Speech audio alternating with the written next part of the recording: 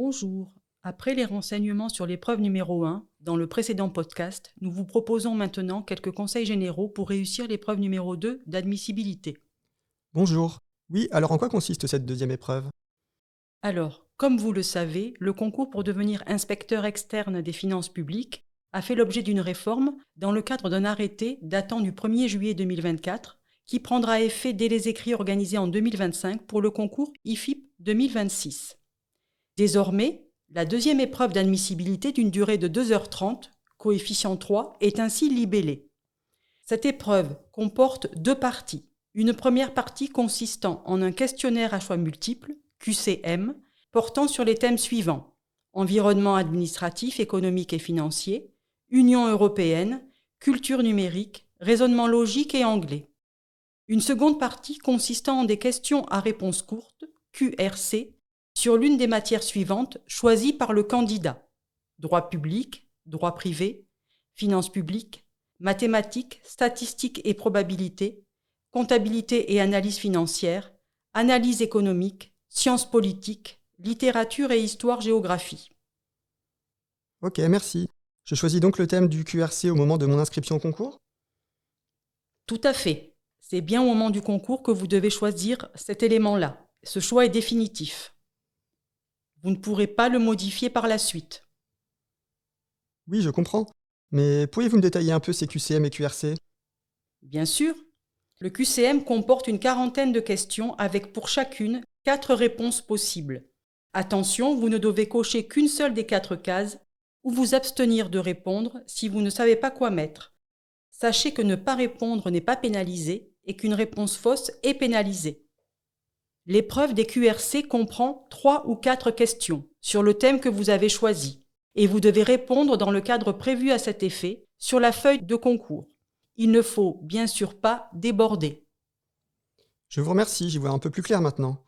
Mais du coup, quelles sont les qualités recherchées dans le cadre de cette épreuve? Cette épreuve sert surtout à tester les connaissances du candidat dans des domaines variés, nécessaires pour des futurs inspecteurs des finances publiques, et à apprécier les connaissances et qualités de synthèse pour apporter une réponse courte et pertinente sur un domaine que maîtrise le candidat. Très bien, merci pour ces précisions. Mais dois-je avoir des connaissances particulières pour réussir cette épreuve?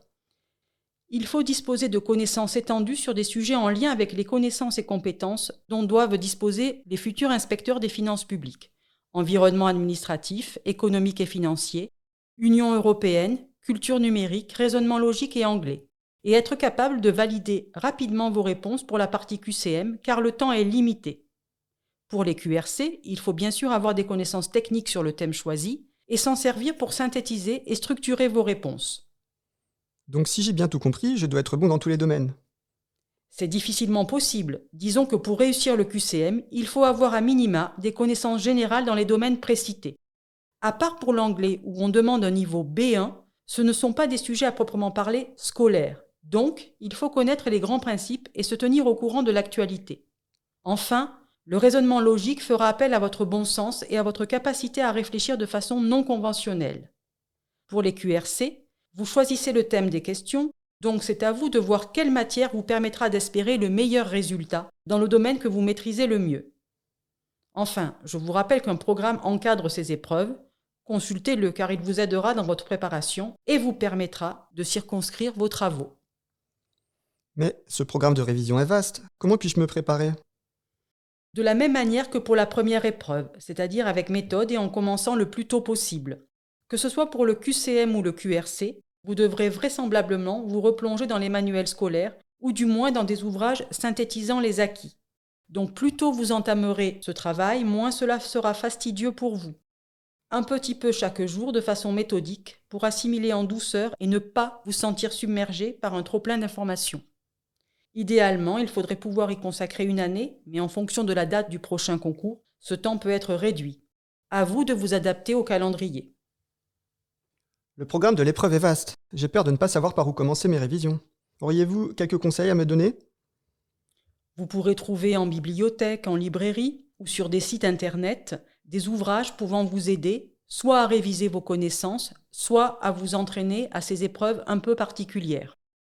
En complément, il est possible de suivre l'actualité en s'abonnant en ligne à des newsletters ou podcasts ou en suivant sur les réseaux sociaux des comptes publiant du contenu en lien avec les épreuves du concours. Exemple, l'INSEE, la Banque de France. Et si vous le souhaitez, vous pouvez également concevoir des courtes fiches pour mieux mémoriser vos lectures. Il est tout à fait possible d'utiliser les outils d'intelligence artificielle pour créer des fiches de révision en veillant néanmoins à la véracité des informations restituées. Pour le QRC, pas de secret, il faut s'entraîner. Vous trouverez sur le site Rejoindre les finances publiques un sujet type et son corrigé, qui vous permettront dans un premier temps de bien comprendre ce que l'on attend de vous. Vous devrez ensuite vous exercer à rédiger des réponses structurées, argumentées et concises. Cet entraînement régulier vous permettra d'identifier vos lacunes afin de les travailler et d'acquérir des réflexes vous permettant de répondre de manière plus fluide et plus rapide lorsque vous serez devant votre copie le jour du concours. Je vois, c'est un large programme et effectivement, si je commence à travailler tôt, il me paraît tout à fait accessible. Seulement, je n'ai jamais passé d'épreuve comme celle-ci, alors comment dois-je procéder le jour du concours ? Cette deuxième épreuve dure 2h30 pour le QCM et le QRC, sans temps imposé pour traiter chacun d'eux distinctement, ce qui vous laisse libre de vous organiser comme bon vous semble. Toutefois, si je peux me permettre, voici mes conseils quant à la gestion du temps. Consacrez 1h30 au maximum au QCM, comprenant 5 minutes de relecture à la fin pour vérifier d'éventuelles erreurs d'étourderie, soit environ 2 minutes par question si on se base sur 40-45 questions. Le QCM est une épreuve de rapidité. Moins de temps vous y passerez, plus vous en conserverez pour la partie QRC, qui nécessite plus d'analyse et de réflexion. Si vous ne trouvez pas rapidement la réponse à une question, passez vite à la suivante, et ce jusqu'à la dernière. En fonction du temps qu'il vous reste, sur l'heure et demie que vous vous accordez, soit vous revenez brièvement sur les questions sans réponse, soit vous passez directement au QRC. C'est à vous de voir. Il vous reste donc au moins 1 heure pour le QRC, comprenant là aussi les 5 minutes conseillées de relecture. Le sujet comporte 3 ou 4 questions. Ça fait donc 15-20 minutes par question au maximum. 15-20 minutes, mais c'est très court. Quels conseils pouvez-vous me donner pour optimiser mon temps ?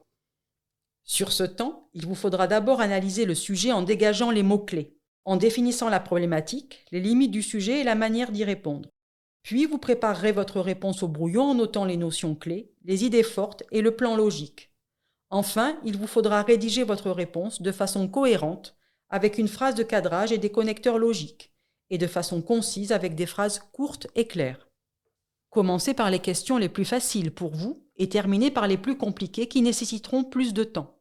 Cela vous mettra en confiance tout en optimisant votre quête de points. À la fin, s'il vous reste du temps sur l'épreuve, vous pouvez revenir à des QCM non résolus ou faire une relecture un peu plus approfondie de votre devoir, en corrigeant les éventuelles fautes d'orthographe ou de grammaire. Ce n'est jamais du temps perdu. Merci beaucoup, je vois maintenant dans quoi je vais me lancer. Je vous remercie pour tous ces conseils, que ce soit pour la préparation ou pour le déroulé de l'épreuve, il ne me reste plus qu'à les mettre en pratique. Avec plaisir. Soyez persévérant dans votre préparation et vous en récolterez les fruits, j'en suis sûre. Bonne chance!